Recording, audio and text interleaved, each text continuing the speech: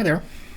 It's June the 8th, and we are on day 160 of our Through the Bible in a Year. The guy's doing Proverbs, because we are in the section in history where Solomon was ruling. So let's jump over there, get back to the beginning here. 19 through 21 today. So, and these are actual Proverbs.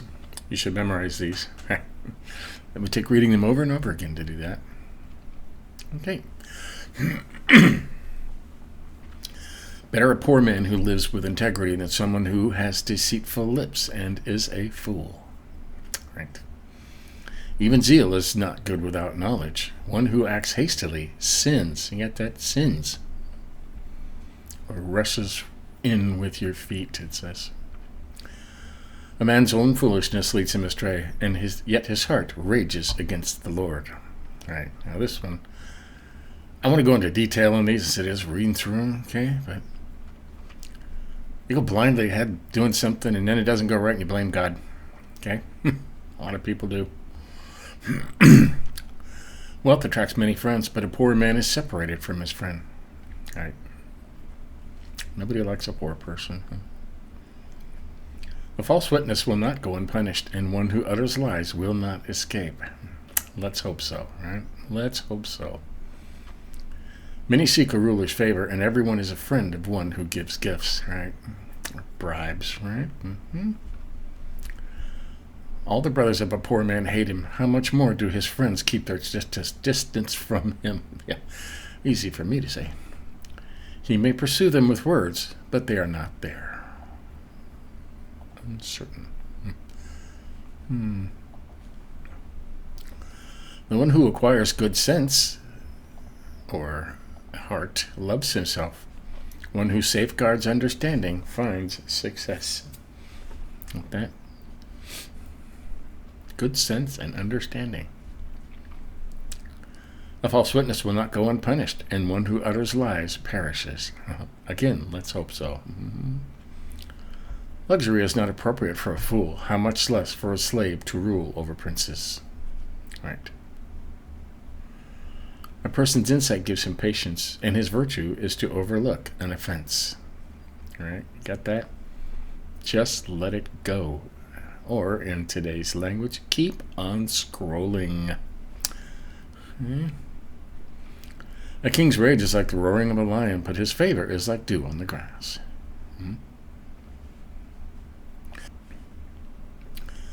A foolish son is his father's ruin, and a wife's nagging is an endless dripping.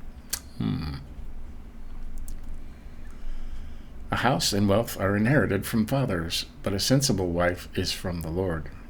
That can't inherit that. Laziness induces deep sleep, and a lazy person will go hungry. Right.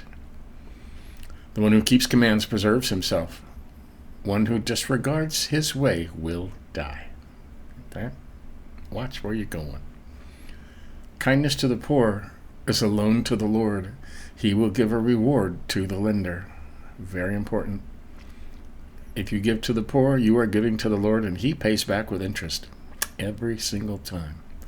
I have never known this not to be the case. Discipline your son while there is hope. Don't be intent on killing him. Right. You have to get to your kids early, before they're 9 years old. A person with great anger bears the penalty. If you rescue him, you'll have to do it again. Yeah. We could go into each one of these and speak for 5 or 10 minutes on every single proverb, or longer, but today we're just reading through them. 20. Listen to counsel and receive instruction so that you may be wise later in life. Okay? Listen. Many plans are in a man's heart, but the Lord's decree will prevail. Right. What is desirable in a man is his fidelity. Better to be a poor man than a liar. That. The fear of the Lord leads to life. One will sleep at night without danger. The slacker buries his hand in the bowl, but doesn't even bring it back to his mouth. Ever known somebody that lazy? Strike a mocker, and the inexperienced learn a lesson. Rebuke the discerning, and he gains knowledge. It's important. The one who assaults his father and evicts his mother is a disgraceful and shameful son. Right. Honor your parents. It's one of the big 10 commandments, right? If you stop learning to correction, my son, you will stray from the words of knowledge. Right. A worthless witness mocks justice, and a wicked mouth swallows iniquity. Judgments are prepared for mockers, and beatings for the backs of fools. Right. Okay, chapter 20. Wine is a mocker, beer is a brawler, and whoever staggers because of them is not wise. Right. Stagger means getting drunk. A king's terrible wrath is like the roaring of a lion. Anyone who provokes him endangers himself. Right. It is honorable for a man to resolve a dispute, but any fool can get himself into a quarrel. Right. Got that? The slacker does not plow during planting season. At harvest time he looks, and there is nothing. Right. Counsel in a man's heart is deep water, but a man of understanding draws it out. Certain people can do that. That's why they call them counselors. 6. Many a man proclaims his own loyalty, but who can find a trustworthy man? Lots of talk, huh? The one who lives with integrity is righteous. His children who come after him will be happy. Right. A king sitting on the throne to judge sifts out all evil with his eyes.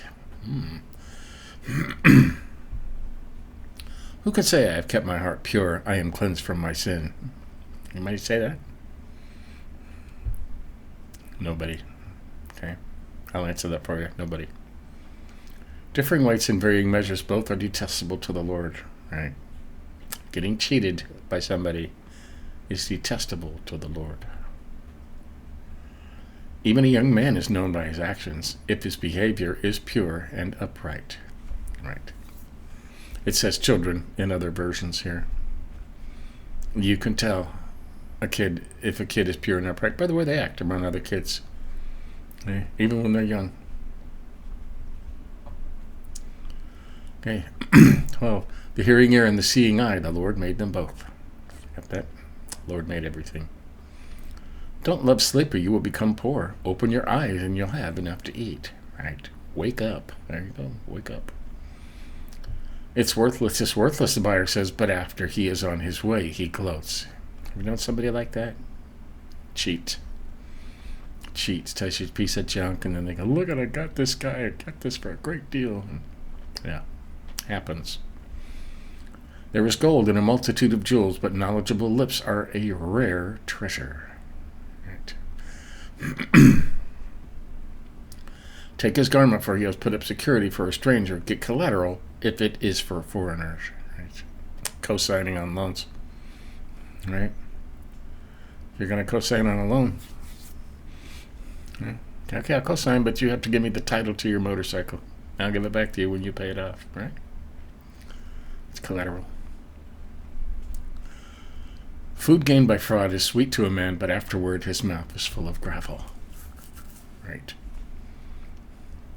Like I said, these are deep, and you can go into great detail on any of them. But we're read through the Bible in a year. Okay, 18. Finalize plans with counsel and wage war with sound guidance.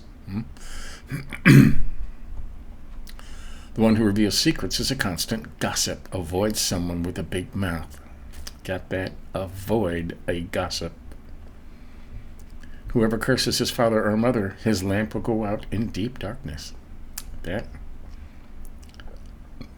There you go. An inheritance gained prematurely will not be blessed ultimately. Right? I have known people, their parents have worked for 50, 60 years and left a nice inheritance to their kids, and they go through it and blow it in a year and they're broke again. And usually in worse shape than they were before they got it. You know? Same as people who win the lottery. They blow through it in a year and then they're broke. And they usually end up owing more than they did before they started. So, right? Good verse right there. Don't say, I will avenge this evil. Wait on the Lord and he will rescue you. Got that? don't get even. That's hard to do. Differing weights are detestable to the Lord, and dishonest scales are unfair. Right? More of that. A man's steps are determined by the Lord, so how can anyone understand his own way? Right? It is a trap for anyone to dedicate something rashly and later reconsider his vows. Right? God, if you get me out of this, I'll give you 3/4 of my pay for the rest of my life. And then later on, you're like, God, I didn't really mean that. Right? A wise king separates out the wicked and drives the threshing wheel over them. Wow, that's quite the image, huh? The Lord's lamp sheds light on a person's life, searching the innermost parts. Loyalty and faithfulness deliver a king. Through loyalty, he maintains his throne. The glory of young men is their strength. The splendor of old men is their gray hair. Get that? The splendor of old men is their gray hair. Lashes and wounds purge away evil, and beatings cleanse the innermost parts. They were really into that, you know. They don't do that now. They just put you in jail. But back then, they would beat you. It was over quick, and you learned your lesson, and you didn't do that again. Okay, first chapter 21. A king's heart is like streams of water in the Lord's hand. He directs it wherever he chooses. All a man's ways seem right to him, but the Lord evaluates the motives. Get that? Doing what is righteous and just is more acceptable to the Lord than sacrifice, right? You can't give your way out of trouble. Okay? I'll put more in the offering plate. It doesn't do it. The lamp that guides the wicked, haughty eyes, and arrogant heart. And an arrogant heart is sin. The plans of the diligent certainly lead to profit, but anyone who is reckless certainly becomes poor. Right? Diligent planning. Right? 6. Making a fortune through a lying tongue is a vanishing mist, a pursuit of death. Right? The violence of the wicked sweeps them away because they refuse to act justly. We're all waiting for that. A guilty man's conduct is crooked, but the behavior of the innocent is upright. There you go. Better to live on the corner of a roof than to share a house with a nagging wife. Can't imagine. A wicked person desires evil. He has no consideration for his neighbor. Right. When a mocker is punished, the inexperienced become wiser. When one teaches a wise man, he acquires knowledge. Right.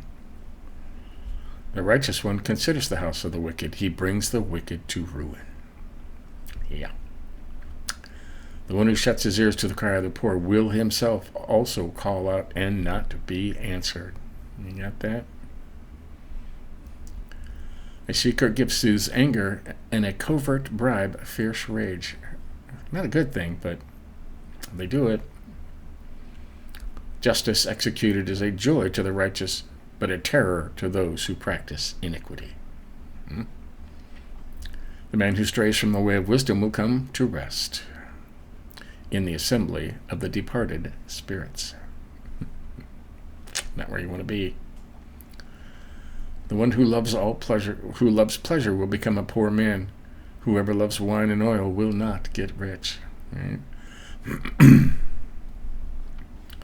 The wicked are a ransom for the righteous, and the treacherous for the upright. Better to live in a wilderness than with a nagging and hot-tempered wife.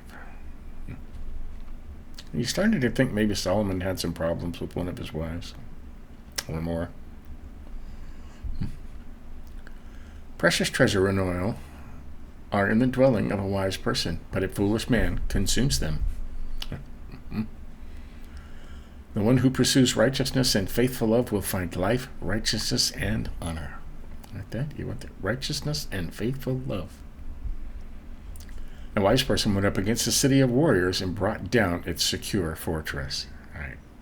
Wisdom can do that. The one who guards his mouth and tongue keeps himself out of trouble. You got that? Keep your mouth shut and you'll stay out of trouble. The proud and arrogant person named Mocker acts with excessive pride. A slacker's craving will kill him because his hands refuse to work. He is filled with craving all day long, but the righteous give and don't hold back. Got that? The sacrifice of a wicked person is detestable. How much more so when he brings it with ulterior motives. All right. Now, this is like philanthropists today that have an ulterior motive. A lying witness will perish, but the one who listens will speak successfully. A wicked man puts on a bold face, but the upright man considers his way. Be careful. No wisdom, no understanding, and no counsel will prevail against the Lord. You got that? And 31.